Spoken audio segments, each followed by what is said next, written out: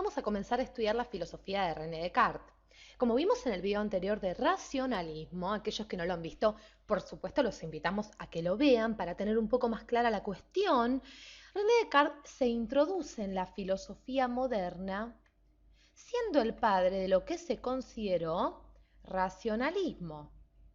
Esta corriente tan importante que, como vimos, ponía fe ciega en la razón al momento de conocer. Descartes nace en 1596 y muere en 1650.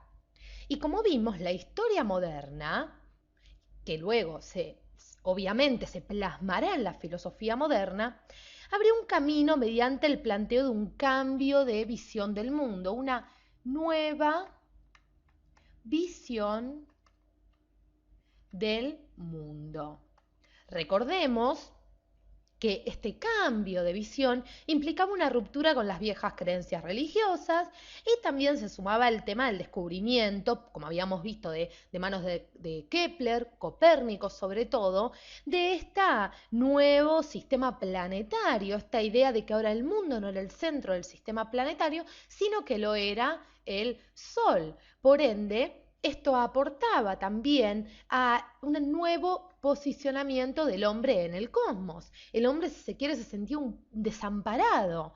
Y esto provocaba también, o le daba la idea de una nueva construcción del mundo, construir un nuevo mundo para él, sobre todo construir nuevos conocimientos, ya que los que venían valiendo ahora no valían.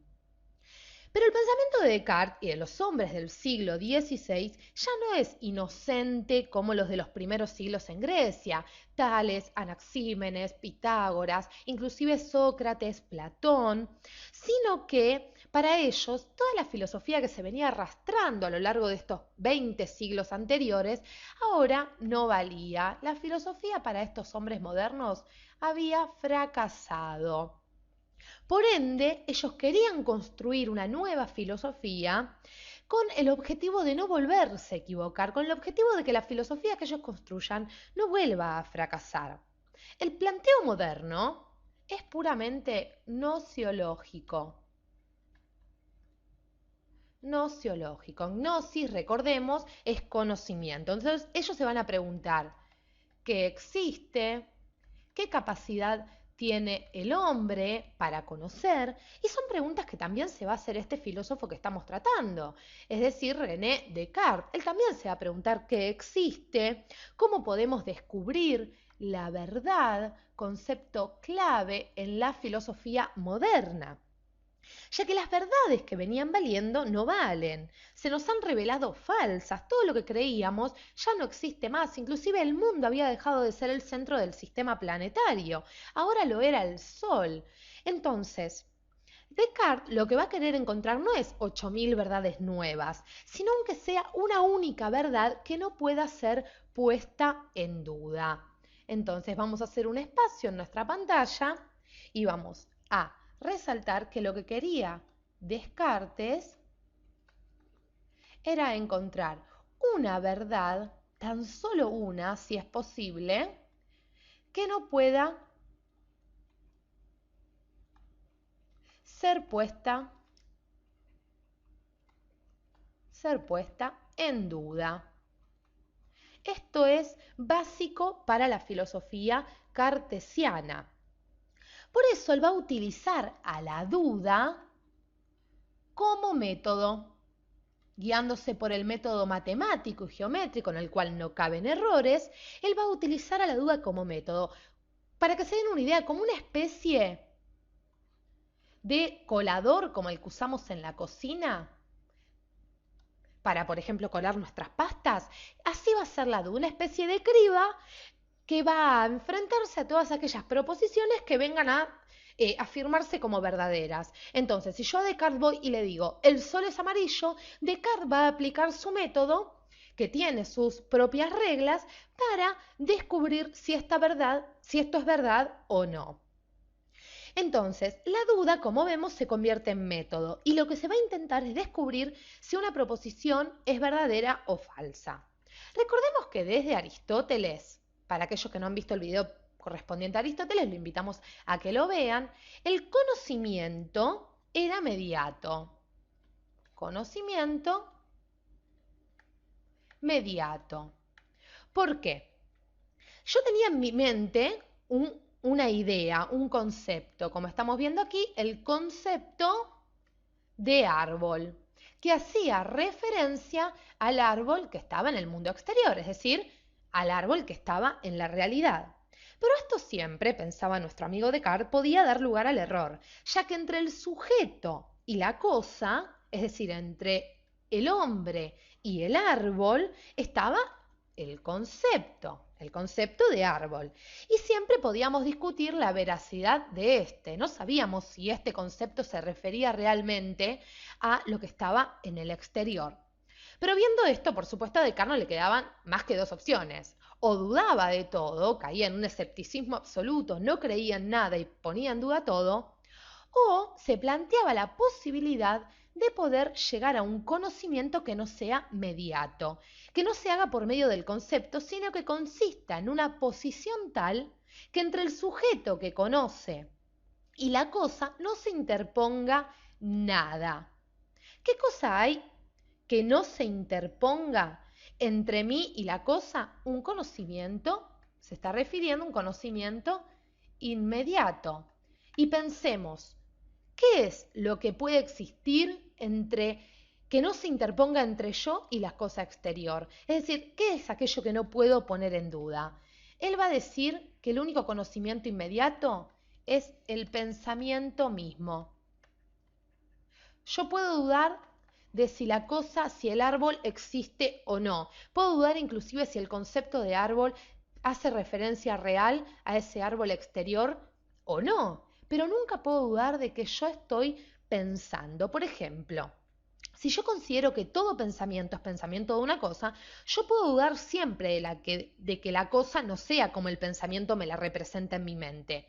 Yo veo un auto rojo, pero por ahí no es tal como yo lo veo. Es decir, mis pensamientos me presentan las cosas tal como lo son realmente. La duda puede instalarse entonces en el problema de si mi pensamiento coincide con la cosa o no, pero nunca en mi pensamiento mismo. Por eso, Descartes se va a preguntar, ¿qué es lo que existe? ¿Qué es lo que existe? ¿Quién existe? Él va a decir el pensamiento. ¿Pero por qué?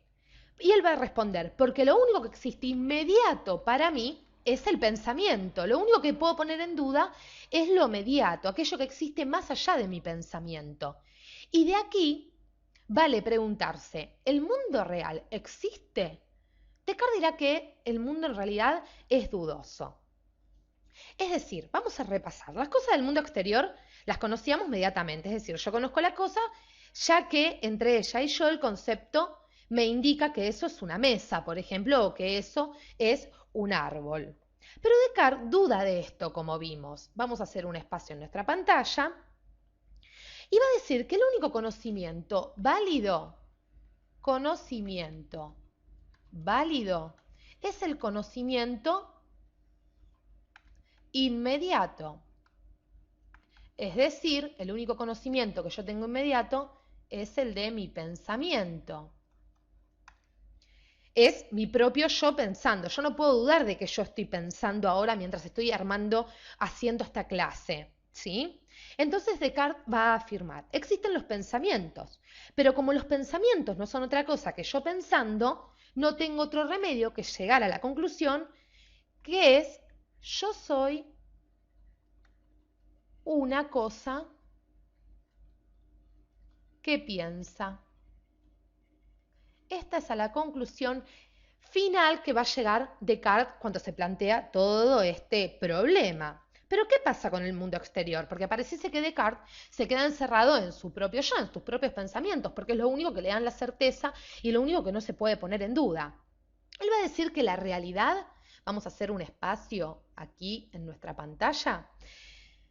Supongamos, para Descartes tenemos el mundo exterior y el mundo interior, que vendría a ser el mundo de nuestro propio yo, nuestro yo que piensa. En el mundo exterior están las cosas oscuras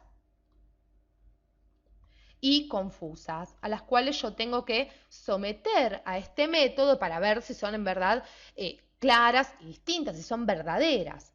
Y en el mundo interior, es decir, en mi propio yo están las cosas claras y distintas, es decir, aquellas cosas de las cuales yo tengo una certeza.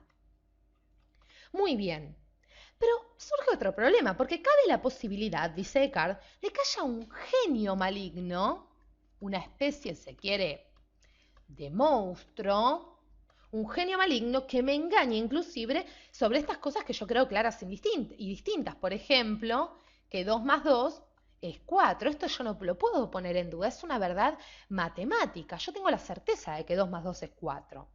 Con esta hipótesis del genio maligno tan importante para la filosofía cartesiana, lo que Descartes nos quiere explicar es que un pensamiento no contiene nunca, dentro de su estructura, ninguna garantía de que el objeto que pensamos corresponda a una realidad fuera del pensamiento mismo. Pero surge otro problema, porque si la filosofía de Descartes no puede salir de aquí, quedaría atrapada en un solipsismo. Es decir, queda atrapada en su propio yo, queda atrapada en mis propios pensamientos. Existo yo y mis pensamientos. Nada más que eso. ¿Y qué problema, no? Porque ¿qué pasa con el mundo exterior, donde están las cosas oscuras y confusas? Esto lo va a resolver por medio de las pruebas de la existencia de Dios que va a desarrollar en una de sus obras. Pruebas de la existencia de Dios. Es decir, mediante una serie de pruebas, él va a tratar de probar la existencia de Dios. Hay un pensamiento, dice él, que se me presenta claro y distinto, pero que no resiste ninguna duda. ¿Cuál es ese pensamiento? Dios, que existe no solo en mis pensamientos, sino también fuera de mí. Existe en mis pensamientos y también fuera de mí. Es decir, hay una realidad fuera de mí. La existencia de Dios, entonces, es una garantía de que los objetos pensados por ideas claras y distintas son reales, tienen realidad, es decir, que el mundo exterior es real, existe. Y lo claro y distinto de la realidad son los objetos sin cualidades, los cuales lo hacen más oscuro y confuso. Entonces, el hombre, los animales, él dice que son mecanismos, los sentimientos, las pasiones, las emociones son pensamientos oscuros, que debo someter mediante el método, debo dudar de ellos y tratar de descubrir si son reales o no. Por eso, la única prueba que tengo clara y distinta es Dios. Existe en mis pensamientos y fuera de mí. Esto es básicamente la filosofía cartesiana. Es muy importante para la historia del pensamiento. Spinoza, Leibniz son dos filósofos que van a seguir esta tradición y van a desarrollar el racionalismo, cada uno con sus propias premisas. Para aquellas que tengan dudas o si tienen alguna pregunta por hacernos, pueden realizarlas, dejarnos su comentario y podemos seguir investigando juntos la filosofía cartesiana.